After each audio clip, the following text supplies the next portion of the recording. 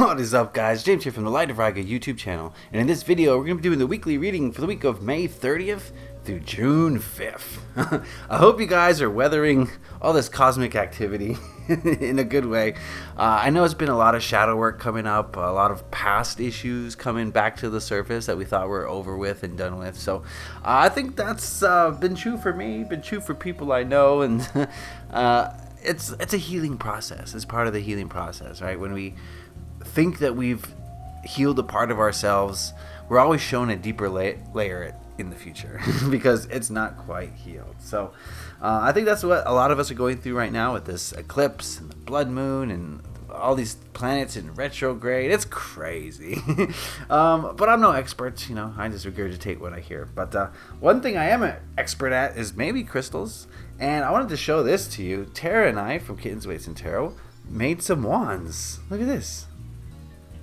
Can't show the whole thing at once because I'm all zoomed in, but yeah, these are in our shop, in the Desert Cauldron shop. There's a link in the description box below, and these are fantastic tools. We took these out into the full eclipse blood moon the other night and charged these up with some intense energy. So these are ready to go.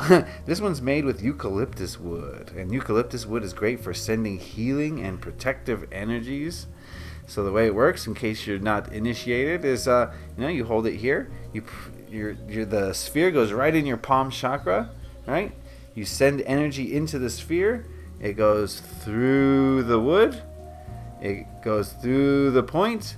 It amplifies through this laser point, and it comes out the other end extremely focused. So if you want to send healing or protective energies, or any type of magic that you want to send out, these are great tools for amplification and for focus. Yeah, we were drawing down the moon a little bit the other night. Anyway, I don't want to talk too much about that. You can go find out more information about those in the Desert Cauldron shop. All right. Some people said that they were happy I skipped the singing bowls. Oh, no. So I'm just going to skip it again today. I don't know. I just feel like getting into the reading. Remember, when I do the singing bowls, you can always just skip through. No big deal.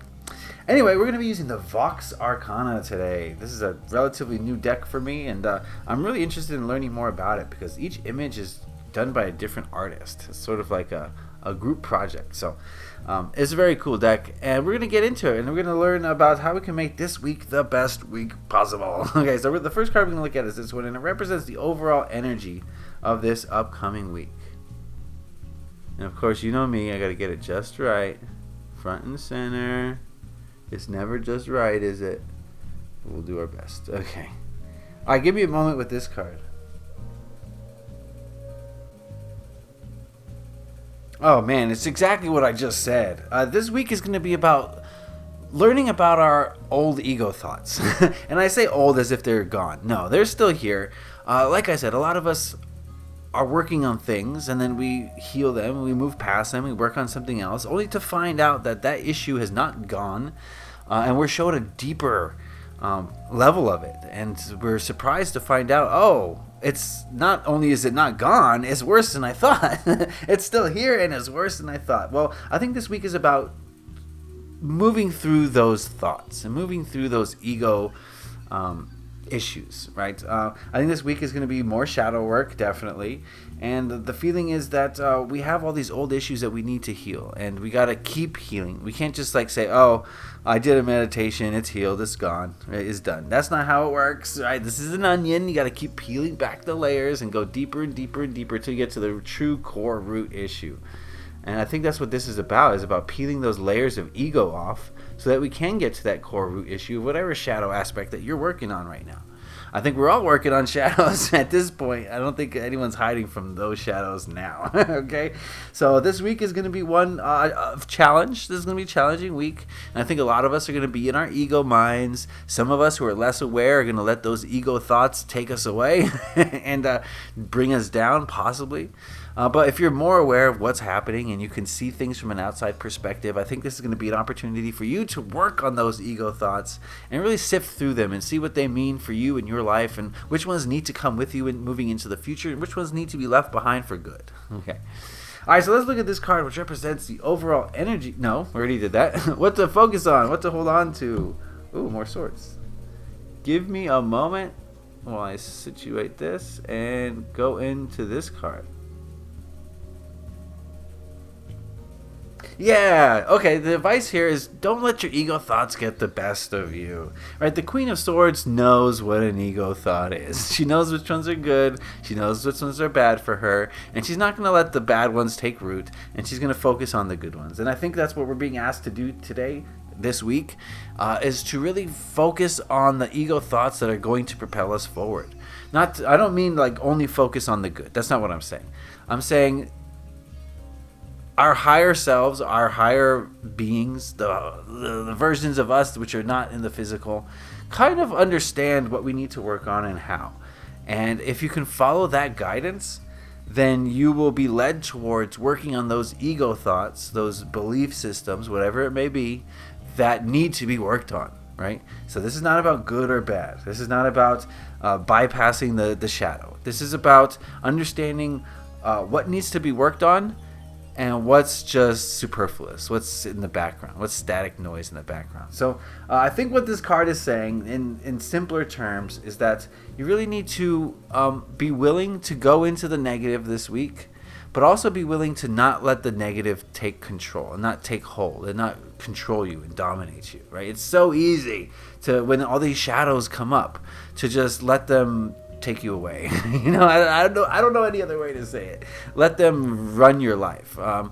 But if you can see that it's happening, you can pinpoint them, you can isolate them, and you can see what they're trying to do.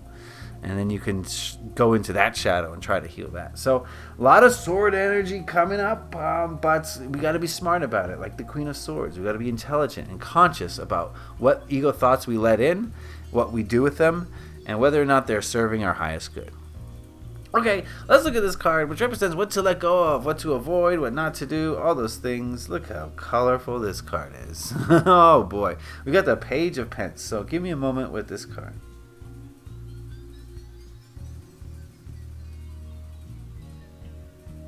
It's kind of a weird message. Like, this message came kind of muddled for me. I don't know. Maybe I'm not reading it correctly.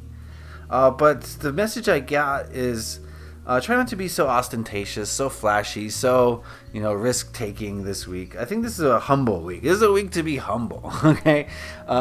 Right? When we're feeling like our true selves, we want to peacock. We want to strut around. Some of us, not all of us, but we want to be seen, right? We want to see and be seen. But this week is about shadow work, and I don't think a lot of us are going to be feeling 100%. I don't think we're going to be looking great, When we're in the middle of shadow work, our hair is frazzled. We haven't slept in days, right? It's that kind of energy, and I don't think the energy of showing yourself off to people is in the cards this week. I mean, this is a general reading, and it's going to mean a lot of things to a lot of different people, hopefully. And so hopefully you can draw some meaning out of it for yourself. But yeah, that's just the feeling I'm getting here. This is not a flashy week. This is not a week to be out and about being seen by other people. This is a week of getting your ish together.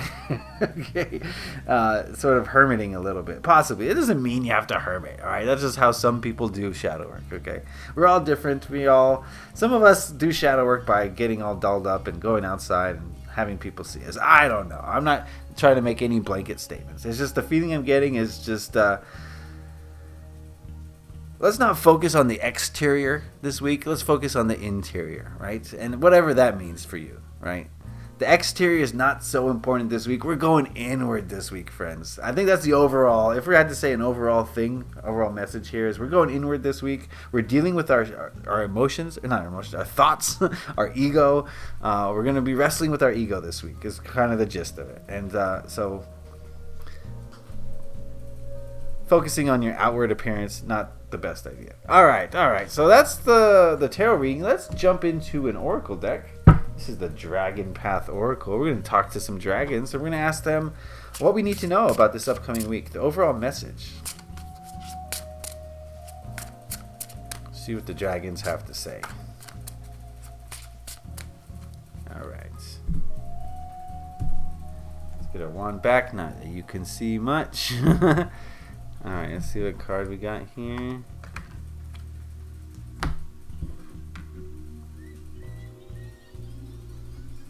Harmony. Let's zoom out just a skosh. There we go. Alright, give me a moment with this card. Oh, okay. The message that this dragon has for us is that all things are in a state of harmony. I don't care what you say. I don't care what your reaction to that statement is. All things are already in a state of harmony. Guess who's bringing disharmony to any situation? Yes, it's you. You are the one who creates disharmony. The universe is in perfect sync. It's doing everything it was supposed to do as it's supposed to do it. And if you see something as disharmonious, that's probably because you're bringing disharmonious energy to the party. Okay, it's you. So if something doesn't feel right, it doesn't seem right, it doesn't look right, I think the first place you're going to have to look for answers is within, right? Why are you not in a state of allowance, of acceptance for the way things are? Not to say there's not injustice. I'm not saying that. But I think what the dragon is saying is that if you've created disharmony in your reality, let's look at you and why you're doing that. This may be a tough pill for a lot of people to swallow, but there it is. Okay, and that's going to be the reading. Thank you guys for watching, as always. I love all your comments, as always. Thank you for everyone who supported Desert Cauldron. We've been doing great, and we love it. We're bringing witchy tools to you and your friends, and it's just a lot of fun creating stuff like this. Right? I created a rune set. We created some athames. We've been working our butts off, Tara and I, and it's a lot of fun. So if you've supported our shop, then thank you so much. If you haven't already, well, I ask you to go check it out. Just go look. Doesn't hurt to look. It's in the bio. Anyway, thank you so much for watching. Leave a like if you enjoyed this. Have a fantastic week. Love and light to you all. Happy taroting. Peace.